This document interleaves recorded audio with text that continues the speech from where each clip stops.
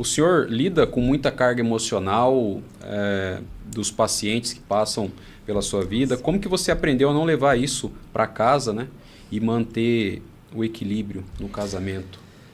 Jonathan e Yane, a minha opção nas especialidades que eu escolhi, ela é bastante heterodoxa, vamos colocar assim. Eu saí da matrix, que a gente chama de cartesiana, de tratar doença, tratar sintoma, isso desde lá de 81, quando eu me formei. Okay. A Vânia se formou em 80, eu me formei em 81. E dentro dessa opção que eu fiz, eu fui para a homeopatia no primeiro momento e depois para a medicina chinesa e agora a chamada medicina integrativa. E fui agregando uma série de coisas que eu vou comentar com vocês mais à frente, se houver a oportunidade. Entender a pessoa. Então, mesmo que a pessoa venha com uma dor, vamos colocar assim, por causa de um ácido úrico aumentado, uma dor causada pela gota, tá? Não tem nada a ver com a parte psíquica. Não, tem tudo a ver com a parte psíquica. Então, não existe doença, vamos colocar nesses aspectos, que não tenha um fundamento psicoemocional. Isso não existe. Um resfriado, uma rinite te irrita. Se te irrita, é porque o teu sensorial está afetado. E como é que é isso? Então, ao eu me preparar para aprender a fazer as anamneses, as perguntas, e colocar a pessoa dentro de um contexto que ela consiga se abrir para poder liberar, porque eu preciso entender quem é essa pessoa, que eu vou ajudá-la e procurar ajudá-la. Tá? Eu aplico isso dentro comigo mesmo, porque... o que a gente aprende, né, como eu comecei dizendo que o sofrimento é inerente à natureza humana, eu não tenho o que fazer em relação a isso. É assim. Então, a questão da aceitação, ela passa por isso. E, como a Vânia disse, as coisas pertencem aos indivíduos. Por mais que eu os respeite, que eu vá atrás, vou ajudá-los, eu tenho que saber que aquilo é dele. Aquilo que nós temos 2 filhos, aquilo que, por mais que a gente sofra e chore um problema de um filho, eu tenho que saber que isso é dele. Entendi. Tá? Essa questão de isso não é uma compreensão da natureza das coisas. A partir daí, tudo fica mais fácil. Tudo fica mais fácil. Daí eu não confundo as coisas e por pior e por mais, digamos assim, angustiante, e existem situações muito angustiantes, né, terríveis mesmo, de pacientes que estão numa fase agonizante, né, ou uma doença psíquica muito grave, tá? Uma doença que não tem a cura, do ponto de vista da ciência hoje. São coisas muito angustiantes. Mas eu tenho que entender isso e ajudá-la, mesmo que sejam cuidados paliativos, dentro do que eu sei. Tá? E aí as coisas não podem se confundir. Por quê? Se eu não tiver essa postura, eu não vou ter como estar de maneira íntegra para poder ajudá-lo. Mas assim, até a pergunta pode ser adicionada para os dois, né?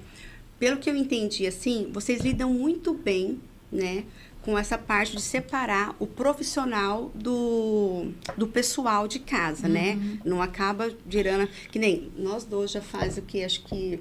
Logo no início da pandemia, nós começamos a trabalhar junto e já teve várias, a gente misturar feio, tá? Vamos ser bem sinceros aqui, né? E a gente teve que daí aprendendo a separar isso, trabalhando em home office, em casa e tudo aquele negócio, né? E eu vejo que vocês levam isso com muita leveza, mesmo com muita tranquilidade. Isso é uma natureza de vocês, vamos dizer assim, nasci assim, vamos dizer, né? Eu sempre consegui, ou vocês adquiriram alguma coisa ao longo do caminho para conseguir separar isso? O que tem, vamos por assim, se for quem está assistindo nós aqui, gente, como faz isso? Porque eu e meu esposo trabalhamos junto, lá na empresa já é assim, chega em casa, o negócio já está pegando fogo, a panela está fervendo ainda. Isso. Vocês têm alguma igual assim, eu desligo antes, mas como que você desliga? A pessoa vai falar assim, ela desliga. Mas como que eu faço para desligar? Às vezes não é um botãozinho fácil, né? Eu brinco. Como que faz? Essa pessoa fala assim, eu tô aqui em casa. Eu quero chegar em casa e parar de ficar discutindo com o meu marido. Chega. Ou, né, vice-versa. O que a pessoa tem que fazer? Uma ideia. Tá? Do trabalho, o marido do trabalho, ele não é o marido. Ele é o que ele é lá em casa? Um O companheiro, sócio. o sócio, né? Nós somos sócios. Sócios de vida também, né? Isso, Como sócios. de empresa, sócios Lá de no vida. teu trabalho, você é sócio, você é o doutor fulano de tal, você é o chefe, eu obedeço. Lá é uma coisa. Sim. Tá? Saiu daquele ambiente, nós somos outra pessoa dentro de casa. Não é mais fácil? Se a gente conseguir fazer isso? Porque se você continuar sendo lá na empresa e trazer para dentro de casa, aí complicou. Só que a mente está ali, você está bravo, Então, porque aquele mas- contrato, ele Então, na reunião, resolve como que vai fazer em casa? lá no escritório, você resolve seu problema. Fechou a porta de casa?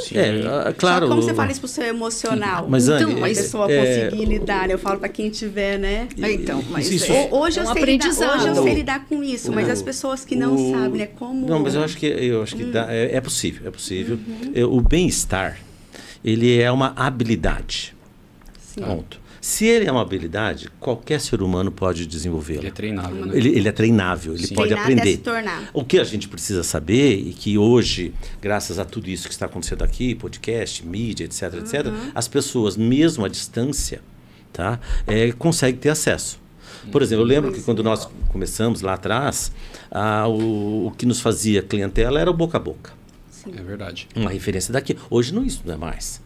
Hoje, você faz uma postagem, como você me ajudou a fazer, deu 240 mil visualizações. Sim. Como é que eu conseguiria falar para 240 240 mil mil pessoas? pessoas. Para 95 e olha lá.